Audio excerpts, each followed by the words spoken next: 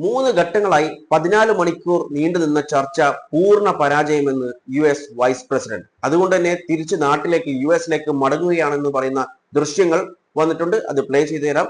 അതുപോലെ ഈ ഒരു നെഗോസിയേഷൻ സ്റ്റാർട്ട് ചെയ്തത് മുതൽ പ്രധാനമായും 4 കാര്യങ്ങളിലാണ് ഇവർ തമ്മിൽ പ്രശ്നങ്ങൾ ഉണ്ടായിട്ടുള്ളത്, അല്ലെങ്കിൽ ഡിഫറൻസ് ഉണ്ടായിട്ടുള്ളത്. ആ 4 കാര്യങ്ങളാണ് ഇന്നത്തെ ഈ വീഡിയോയിൽ പ്രധാനമായും നമ്മൾ ഡിസ്കസ് ചെയ്യാൻ പോകുന്നത്.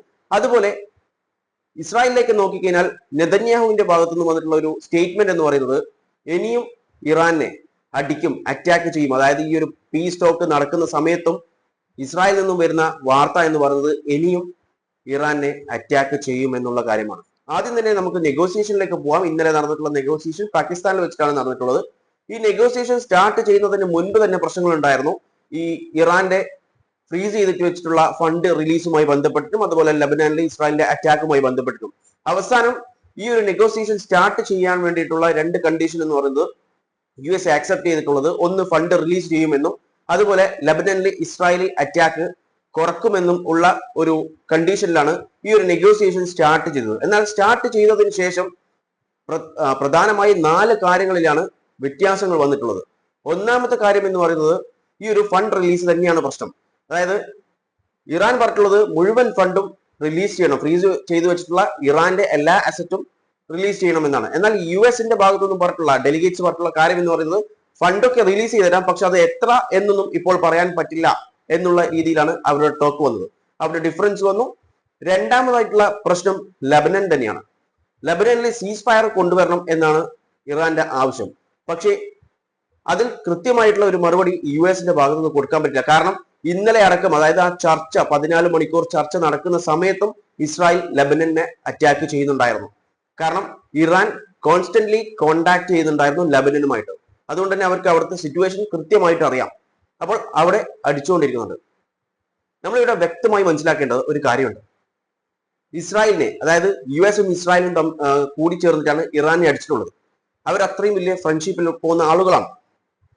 എന്നിട്ട് പോലും ഇസ്രായേലിനെ കൺട്രോൾ, അതായത് ലോകശക്തിയാണെന്ന് പറയുന്ന US ഇസ്രായേലിനെ കൺട്രോൾ ചെയ്യാൻ പറ്റുന്നില്ല. പലപ്പോഴായിട്ടും എനിക്ക് തോന്നിയിട്ടുണ്ട് നെതന്യാഹുവിന്റെ ഒരു പാവയാണ്, കളിപ്പാവയാണ് ട്രംപ് എന്ന്. കാരണം ഇസ്രായേൽ പറയുന്ന കാര്യങ്ങൾ ചെയ്തു നടക്കുന്നത്. കാരണം US പറയുന്നത് ഇസ്രായേൽ കേൾക്കുമെങ്കിൽ ഈ ഒരു ലെബനനിലെ ഈ സീസ് ഫയർ, കാരണം ഈ ഒരു പീസ് ടോക്ക് ഏറ്റവും കൂടുതൽ വേണ്ടത് US അപ്പോൾ അവരെങ്ങനെയെങ്കിലും ഇസ്രായേലിനെ പറഞ്ഞ് ഈ ഒരു സീസ് ഫയർ ലബനാനിൽ കൊണ്ടുവരാൻ ശ്രമിക്കും. പക്ഷേ അതിന് US കഴിയുന്നില്ല. എന്തുകൊണ്ട്? ഇനി മൂന്നാമതായിട്ടുള്ള അവിടെയുള്ള വ്യത്യാസം, പ്രശ്നം എന്ന് പറയുന്നത് യുറാനിയമാണ്.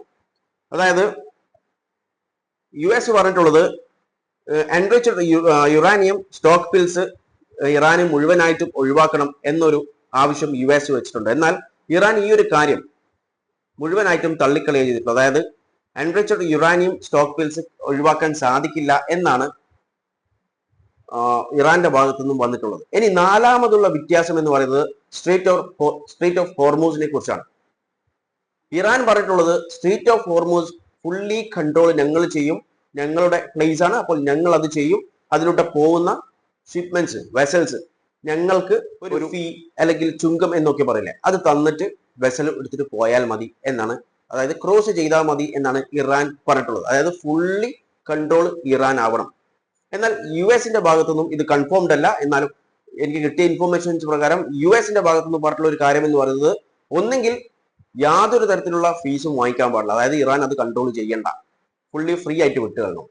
ഇല്ലെങ്കിൽ പാർട്ട്ണർഷിപ്പിൽ നമുക്ക് ആ ഒരു ഫണ്ടിങ് എടുക്കാം. അതായത് US ഇറാനും കൂടി എന്ത് ചെയ്യാം, അത് പ്രൊട്ടക്ട് ചെയ്യുകയും ആ പ്രൊട്ടക്ട് ചെയ്യുന്നതിൻ്റെ ഒരു ഫീ ആയിട്ട് എന്ത് ചെയ്യാം, എല്ലാ വെസൽസിൻ്റെ അടുത്തുനിന്നും, അതായത് എല്ലാ രാജ്യങ്ങളുടെ നിന്നും ഒരു പണം വാങ്ങിക്കാം. അത് ഈക്വലായി നമുക്ക് പങ്കിട്ടെടുക്കാം എന്ന രീതിയിലുള്ള ഒരു കാര്യം കൂടി വന്നു. എന്നാൽ ഇതും ഇറാൻ സമ്മതിച്ചില്ല.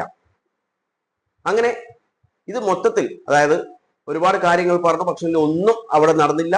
ഈ ഒരു ചർച്ച വൻ പരാജയമാണെന്നും തിരിച്ച് US പോവുകയാണെന്നും US വൈസ് പ്രസിഡന്റ് പറയുന്ന ദൃശ്യങ്ങളൊക്കെ കാണാം. We've been at it now for 21 hours and we've had a number of substantive discussions with the Iranians. That's the good news. The bad news is that we have not reached an agreement, and I think that's bad news for Iran much more than it's bad news for the United States of America. So We go back to the United States having not come to an agreement. We've made very clear what our red lines are, what things we're willing to accommodate them on, and what things we're not willing to accommodate them on. And we've made that as clear as we possibly could, and they have chosen not to accept our terms.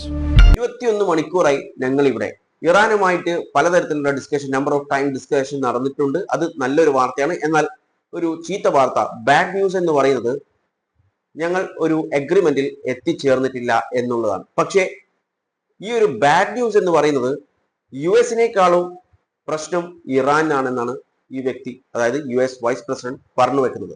അതുപോലെ ഇറാന് ഒരു red line കൊടുത്തിട്ടുണ്ട്. അതായത് എന്തൊക്കെ US accept ചെയ്യുമെന്നും എന്തൊക്കെ US accept ചെയ്യില്ല എന്നുള്ള ഒരു റെഡ് ലൈൻ ഇറാന് കൃത്യമായി പറഞ്ഞു കൊടുത്തിട്ടുണ്ട്. പക്ഷേ എന്നിട്ടും അവരത് അക്സെപ്റ്റ് ചെയ്തിട്ടില്ല എന്നാണ് വൈസ് പ്രസിഡന്റ് പറഞ്ഞിട്ടുള്ളത്.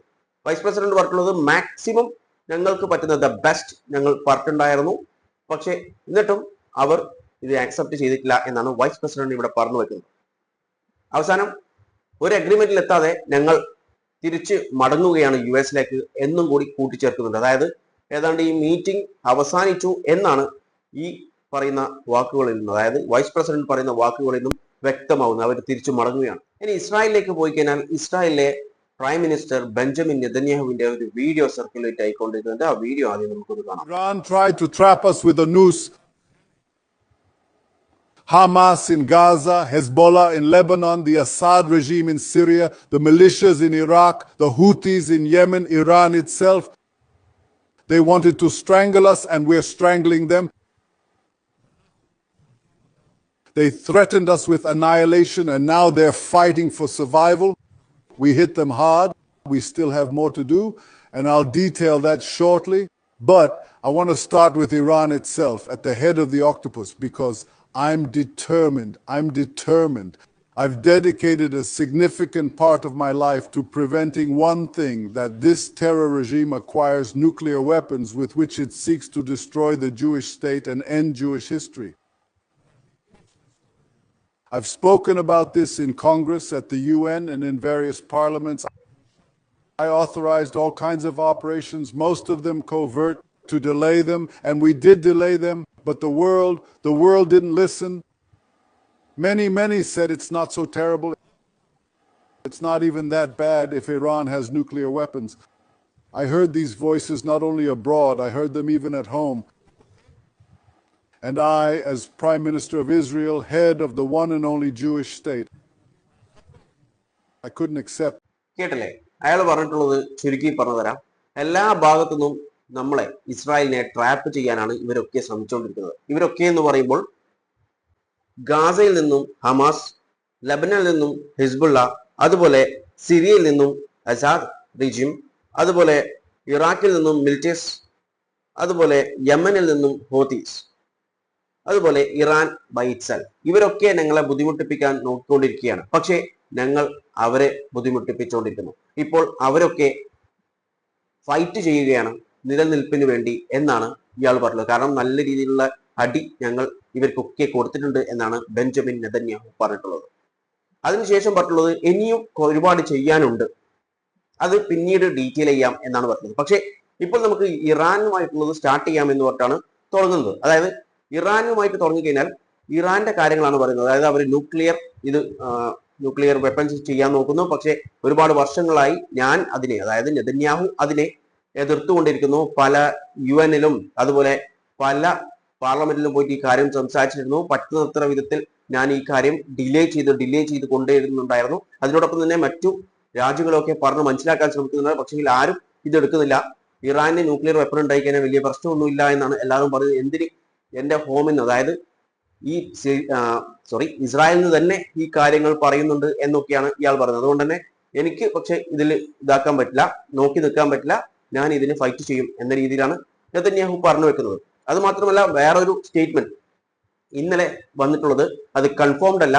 അതായത് ഈ പീസ് ടോക്ക് നടക്കുന്ന ആ സമയത്തും നെതന്യാഹു പറഞ്ഞിട്ടുള്ളത് ഇനിയും ഇറാനെ അടിക്കും, അതായത് ഇറാനുമായിട്ടുള്ള നമ്മുടെ ഫൈറ്റ് അവസാനിച്ചിട്ടില്ല എന്നാണ് നെതന്യാഹു ഒരു പ്രസിന് കൊടുത്തിട്ടുള്ള സ്റ്റേറ്റ്മെന്റ്. ഇത് വെരിഫൈ ചെയ്തിട്ടില്ല, പക്ഷേ നെതന്യാഹുവിനെ നമുക്ക് അറിയാവുന്നതാണ്. നെതന്യാഹു ഈ ഒരു യുദ്ധമൊന്നും അവസാനിപ്പിക്കില്ല. കാരണം യുദ്ധം അവസാനിച്ചാൽ പിന്നെ നെതന്യാഹു ഇല്ല. ഇവരുടെ ഉദ്ദേശം എന്ന് പറയുന്നത് ഈ സ്ഥലങ്ങളൊക്കെ ഏതാണ്ട് പിടിച്ചെടുത്തിട്ട് ഒരു ഗ്രേറ്റ് ഇസ്രായേലി ഉണ്ടാക്കുക എന്നുള്ളതാണ്. അല്ലാതെ ലോകത്ത് സമാധാനം കൊണ്ടുവരിക ഇതുപോലെയല്ല. അതായത് മറ്റു രാജ്യങ്ങളെ ആവശ്യമില്ലാതെ അടിച്ച് പ്രശ്നങ്ങൾ ഉണ്ടാക്കി അവിടെ പിന്നീട് പ്രശ്നങ്ങൾ ഉണ്ടാക്കിയിട്ട് പറയും ഞങ്ങളല്ല പ്രശ്നം ഉണ്ടാക്കിയിട്ടുള്ളത്, അവരാണ് പ്രശ്നം ഉണ്ടാക്കിയിട്ടുള്ളത്. അതുപോലെ ഇതേ സമയം, അതായത് പീസ് ടോക്ക് ഒക്കെ നടക്കുന്ന സമയം നമ്മുടെ ഡൊണാൾഡ് ട്രംപ് അണ്ണൻ പറയുന്നത് ഞങ്ങൾ വിജയിച്ചേ എന്നാണ്. മറ്റേതൊരു സിനിമയിൽ ഫയൽമാൻ ജയിച്ചേ എന്ന് പറയുന്നത് പോലെയാണ് US കാര്യം. ട്രംപ് ഇടയ്ക്കിടയ്ക്ക് മീഡിയാസിന്റെ അടുത്ത് വരും, എന്നിട്ട് പറയും ഞങ്ങൾ ജയിച്ചേ. ഒരേ കാര്യം 100 തവണ കേട്ടാൽ വിശ്വസിക്കുമെന്ന് കരുതിയിട്ടായിരിക്കാം ഇദ്ദേഹം ഈ കാര്യം ചെയ്തുകൊണ്ടിരിക്കുന്നുണ്ടാവും. അത് ഇന്നലെ രാത്രിയും പറഞ്ഞു ഞങ്ങൾ ജയിച്ചു, അതിലൊരു വ്യത്യാസവുമില്ല എന്ന് വീണ്ടും പറഞ്ഞുകൊണ്ടിരിക്കുകയാണ്. നമുക്കറിയാം, ഞാനിപ്പോൾ പറഞ്ഞു ഈ ഒരു പീസ് ടോക്ക് പരാജയപ്പെട്ടിട്ടുണ്ട്. ഇനി എന്ത് സംഭവിക്കുമെന്ന് കണ്ടറിയേണ്ടി വരും.